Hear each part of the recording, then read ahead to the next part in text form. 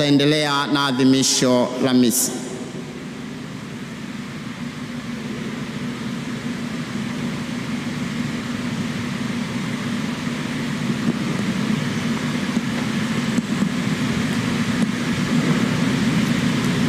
Wasifu wa hayati Mwadhama Polycarp Kardinali Pengo. Kuzaliwa. Mwadhama Polycarp Kardinali Pengo alizaliwa tarehe 5 Agosti mwaka 1944 katika kijiji cha Mwazie, wilaya ya Kalambo, Jimbo Katoliki la Sumbawanga, mkoa wa Rukwa. Alikuwa ni mtoto wa 6 kati ya watoto 9 kutoka kwa wazazi Joseph Pengo na Rosalia Nzungu Sakramenti. Mwadhama Polycarp Kardinali Pengo alibatizwa tarehe 6 Agosti mwaka wa 1944. Alipata sakramenti ya Ekaristi Takatifu, yaani komunio ya kwanza, tarehe 20 mwezi wa 6 mwaka 1952, na alipata sakramenti ya kipaimara tarehe 15 Agosti mwaka wa 1952.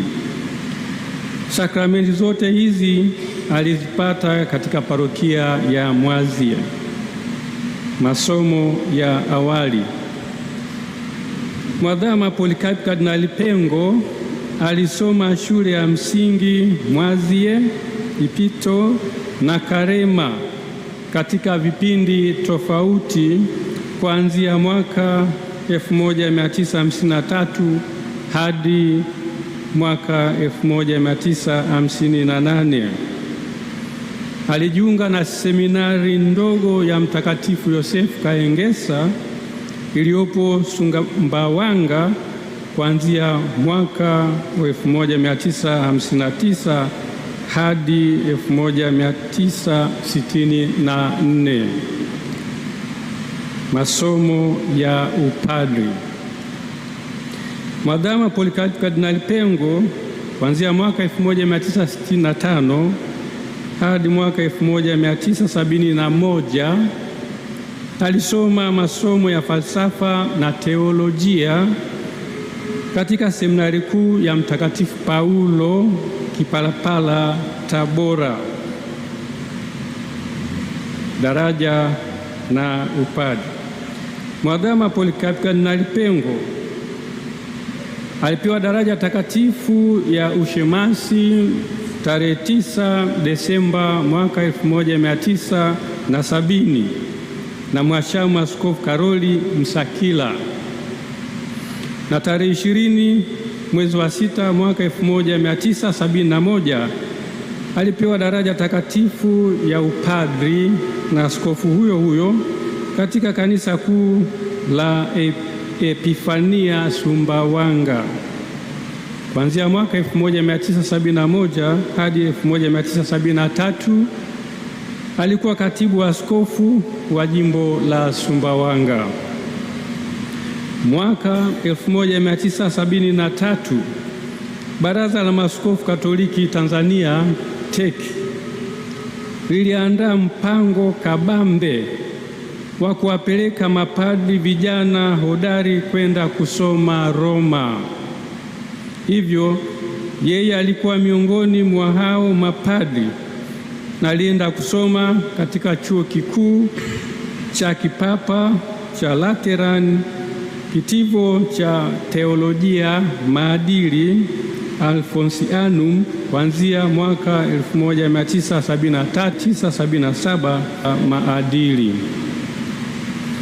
Kisha alirudi nchini na kuwa mwalimu na mlezi katika seminari kuu ya Mtakatifu Paulo Kipalapala mwaka huo huo wa 1977, na baadaye aliteuliwa kuwa gombera wa kwanza wa seminari kuu ya Mtakatifu Karoli Lwanga Segerea na kuhudumu kuanzia mwaka 1978 hadi mwaka 1983, daraja ya uaskofu na kusimikwa kuwa kardinali.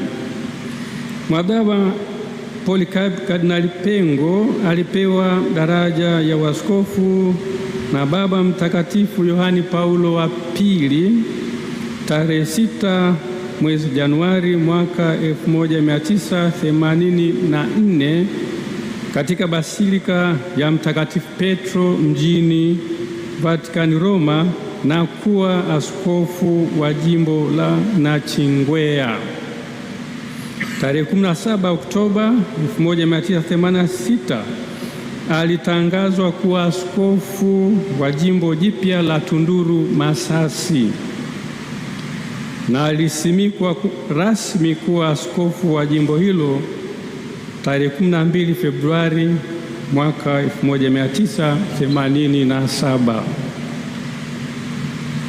Tarehe 22 Januari mwaka 1990 Papa Yohane Paulo wa Pili alimtangaza kuwa askofu mkuu mwandamizi wa jimbo kuu la Dar es Salaam, mwenye haki ya kurithi jimbo.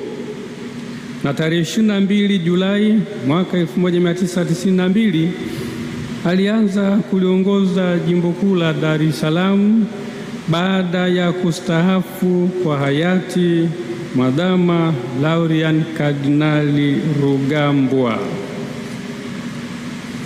Aliwekwa kuwa kardinali mnamo tarehe 22 Februari mwaka 1998 na Baba Mtakatifu Yohane Paulo wa Pili. Mnamo mwaka wa 2007 alichaguliwa kuwa rais wa shirikisho la mabaraza ya maaskofu wa nchi za Afrika na Madagaskar, SECAM. Kazi hiyo aliifanya hadi mwaka wa 2013. Mwadhama Polycarp Kardinali Pengo aliliongoza jimbo kuu la Dar es Salaam kuanzia tarehe 22 Julai mwaka 1992 hadi tarehe 15 Agosti mwaka wa 2019 alipostaafu rasmi na kumkabidhi uongozi wa jimbo mwashamu sana Askofu Mkuu Yuda Tadeus Ruwaichi OFM CAP, ambaye ndiye anayeliongoza jimbo hadi sasa. Ugonjwa na kifo. Mwadhama Polycarp Kardinali Pengo amekuwa akisumbuliwa na maradhi ya mgongo na moyo kwa muda mrefu. Ametibiwa hapa nchini na nchi nyingine zikiwemo Ujerumani, India na Marekani. Matatizo ya kiafya ya mara ya mwisho yaliongezeka na kugundulika zaidi kuanzia Novemba mwaka wa 2025. Alianza matibabu mara moja hapa nchini na kisha kwenda nchini India tarehe 27 Desemba mwaka wa 2025. Alifariki tarehe 19 Februari 2026 saa 4 usiku kwa maradhi ya moyo, muda mfupi baada ya kurudi kutoka nchini India alikokuwa akipata matibabu. Shukrani za dhati ziwafikie wote waliomsaidia Baba Mwadhama katika mahangaiko yake ya kiafya, hasa madaktari na wauguzi wa hospitali za hapa nchini zikiwemo Muhimbili, hospitali ya moyo Jakaya Kikwete, TMJ, VS Hospitals ya nchini India na kadhalika.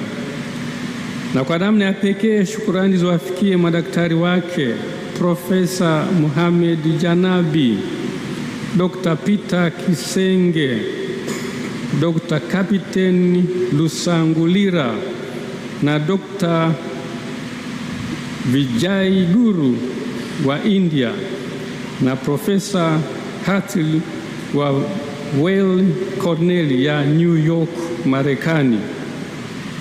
Shukrani pia ziwaendee wauguzi ambao kwa vipindi mbalimbali walihudumia afya ya baba mwadhama, Sister Dr. Grace Kagaruki, Sister Dr. Agneta Shonela, Sister Anselmina Mtumbuka, Sister Bernadetta Mkalole, Sister Immaculata Dimoso na Nurse Oliva Marandu, bila kumsahau kwa namna ya pekee msaidizi wake wa karibu Padre Frank Mtavangu.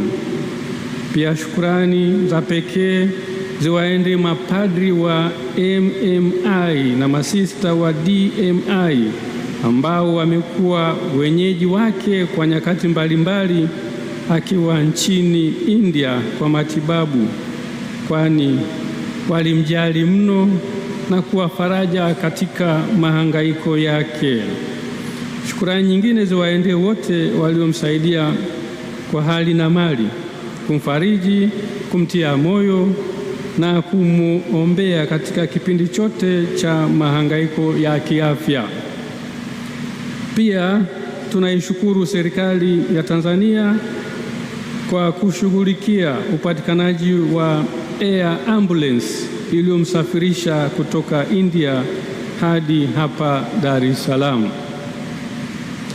Tutamkumbuka Mwadhama Polycarp Kardinali Pengo kwa yafuatayo: moja, moyo wa ibada na sala, hasa kwa Ekaristi Takatifu ambapo alipenda kushinda na Yesu mara nyingi.